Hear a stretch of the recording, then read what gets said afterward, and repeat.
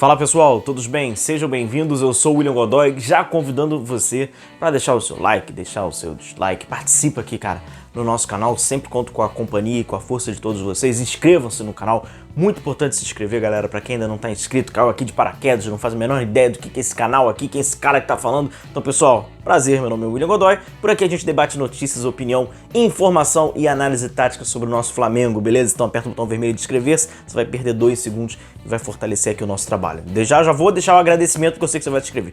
Beleza, galera? Me ajuda aí ao canal a crescer ainda mais. Bom, galera, vamos falar hoje de um assunto que a gente fala, obviamente, do Flamengo, passa pelo jogo ainda, do aspecto do jogo do Cuiabá, mas a gente vai falar de futebol, né, cara? A gente vai falar de Flamengo, a gente vai falar de futebol. Antes, rapidamente, falar sobre o Fantoque do Flamengo, né, que foi lançado hoje, na manhã de hoje, 10 horas, foi aberto lá o portal disponibilizando a parte da torcida do Flamengo, né, que quer aderir ali ao Fantoque. O cara não faz a mínima ideia ainda do que é isso. Vou deixar o link aqui no canal, porque a gente já debateu sobre isso na semana passada. Então, assim, cara, uma explicação bem simples, sem nada com palavras técnicas, nada disso, bem simples mesmo, para você entender o que é esse novo produto, o que é esse novo investimento financeiro do seu time do Flamengo. Então, beleza? Vou deixar o convite aqui, então um link para você entender um pouquinho mais sobre esse Fantoque que a gente falou. Clica lá que você vai entender. E pelo que parece, cara, eu não queria utilizar a palavra benefício. A primeira ação, a primeira interação dessas pessoas, é a melhor palavra, que compraram, né, esses Fantocos, será escolher a frase que vai estampar lá no vestiário do Flamengo. Então você vai participar de enquete, né? Então tem essa enquete já disponível, tem 3 frases, aí você escolhe. É uma forma já do torcedor interagir com o clube, que é também uma das razões, né, desse produto também financeiro. Beleza, galera? E outra questão, vamos falar então agora de futebol. Jogo contra o Atlético Paranaense, outra informação importante. Do treinamento de hoje, enquanto eu tô gravando esse vídeo, o Flamengo tá treinando, né? Isso que a gente espera.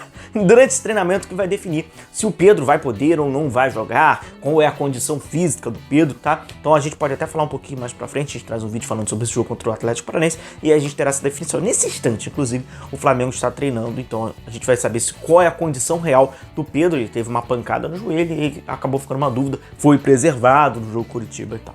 Bom, pois então, agora vamos começar aqui a falar desse assunto que é chutes de fora da área.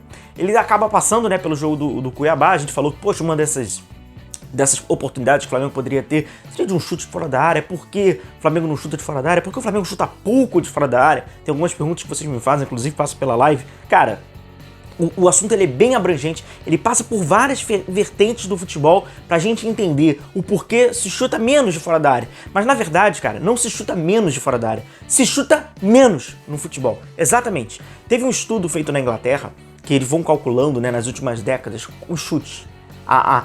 Quantitativamente, quando se chuta, e qualitativamente, e esse é um ponto importante. No futebol tem se chutado menos, principalmente de fora da área. E por quê?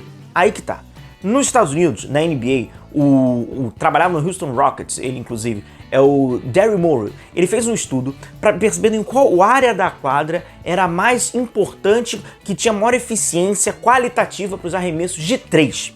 Então ele fez lá todos os estudos e tal, aí ele percebeu que tem lá no movimento de 3, porque, logicamente, quanto mais próximo você está da cesta, teoricamente, é mais fácil você acertar esse arremesso. O que ele fez? Ele fez um estudo dizendo que o arremesso de 3, dependendo como ele é feito, de como é a origem, quais as circunstâncias, ele pode ser tão ou mais perigoso do que um arremesso, então, por exemplo, um pouco mais próximo do garrafão. O que foi feito com isso?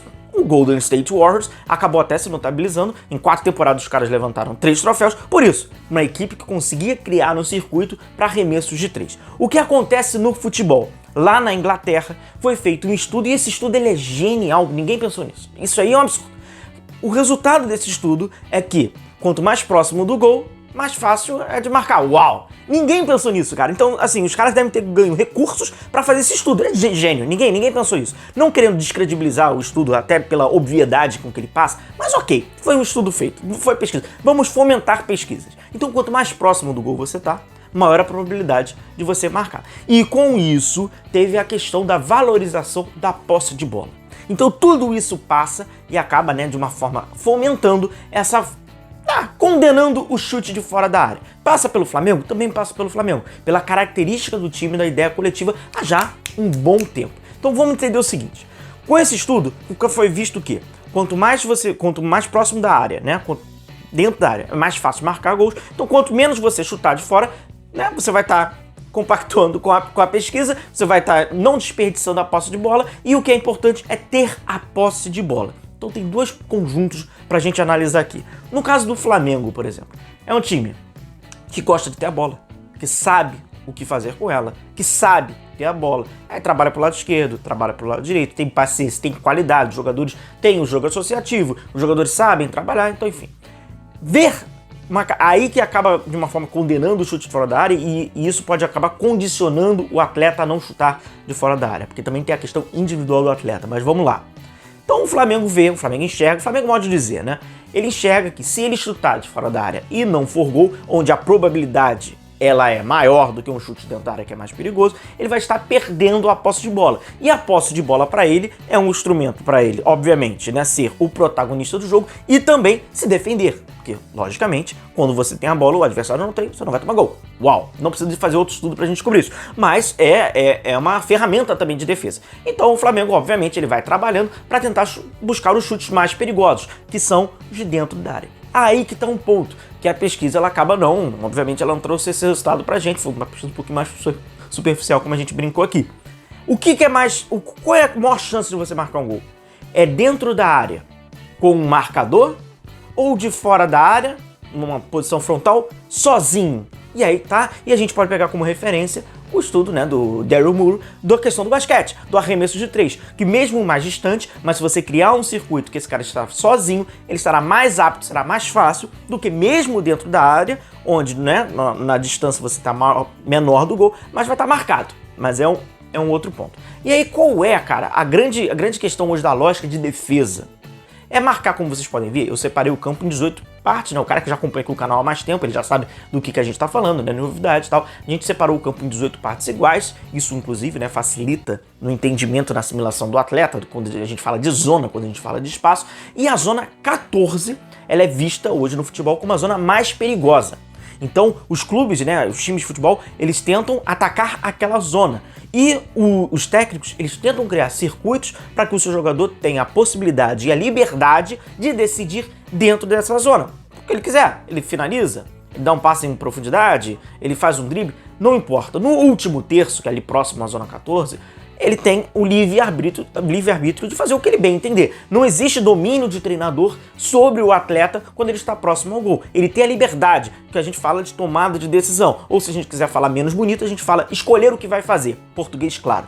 Então, exatamente, cara, você criar uma possibilidade que nesta zona 14 você faça, entenda e queira fazer o que bem entende. E o que os clubes fazem? O que os times defensivamente fazem? Eles se organizam defensivamente para fazer uma linha sustentada, que a gente chama, né, quando eles estão perfilados, tudo bonitinho, tudo organizado, tentando fechar justamente esse espaço. Logicamente, por consequência, vão abrir os dois corredores. Mas, cara, ninguém vai fazer nada com os dois corredores, né? Com exceção, vamos lá, aqui da área 15, que seria aqui mais próximo da 14, um chute de 3 dedos do Nelinho. Cara, se você não sabe, a galera garotada, se você não sabe que gol é esse do Nelinho, você tem a obrigatoriedade de fechar a sua rede social do Teco-Teco, de dancinha, e abre e assista o gol do Nelinho de 78. Você tem a obrigação de saber. Você que é inscrito aqui no canal, você tem a obrigação de saber o que é esse gol do Nelinho. Então, com exceção do Nelinho, em 78, dando esse trivela, cara, é uma zona que realmente você pode ter um pouco mais de liberdade, que você vai dar apenas uma assistência, você não vai dar uma finalização. Então, de fato, ali dentro, cara, naquela zona 14, você precisa finalizar. O Flamengo teve uma possibilidade para finalizar contra o Cuiabá, criou um circuito para finalizar contra o Cuiabá, criou. Por que não chutou? Tomada de decisão do jogador. Assim como existe a transferência de responsabilidade no sistema defensivo, é aquele cara, ninguém quer dar o chutão, quer sair jogando. Não, oficialmente também tem a transferência de responsabilidade. Não querer chutar, não querer se desfazer, em aspas, da bola, por saber que dentro da área são chutes mais perigosos e que o circuito inicial é para chutar dentro da área. Dá pra gente entender. Traz como o Flamengo como um exemplo, né? Mas obviamente acontece isso no futebol. Tem acontecido isso, cara, no nosso dia a dia. A gente não tem observado. Tem se chutado menos, sobretudo de fora da área. E aí você pode perguntar, William, no Brasil, como é que é? No Brasil, o time que mais faz gols fora da área é o Bragantino. Em 84 jogos, o Bragantino marcou 56 gols. Destes 56 gols, foram 20 fora da área. É muito, cara. A gente tá falando quase a metade dos gols. É muito gol fora da área. Obviamente que passa pela característica, né, desses jogadores. Hoje com o Arthur, inclusive a gente sofreu disso, né? Um golaço dele de fora da área, também próximo ali na zona 14. E tinha um Claudinho também, que era um cara que arriscava. Isso também parte de característica do jogador. Quais jogadores, aí você tem que responder, cara, quais jogadores você acha no elenco do Flamengo que tem essa característica? Principalmente naquele jogo que estava contra o Cuiabá. Michael, pelo lado esquerdo, tem essa característica, chutar de fora da área. Everton Ribeiro tem essa característica, chutar de fora da área. Gabigol, o Andrés, enfim, também tem que ter a característica. Não é simplesmente chutar por chutar. Tem que ter especialista também nesses arremates de média e longa distância. Beleza, galera? Então o papo hoje foi sobre esses chutes na cara de fora da área, que passa, obviamente, pelo Flamengo, mas também passa um pouco pelo que o futebol é hoje. Beleza? Então é só pra gente refletir um pouquinho mais sobre isso. Valeu, galera. Um forte abraço a todos vocês. Continue se cuidando. A gente vai se vendo. Até mais. Um abraço. Tchau, tchau.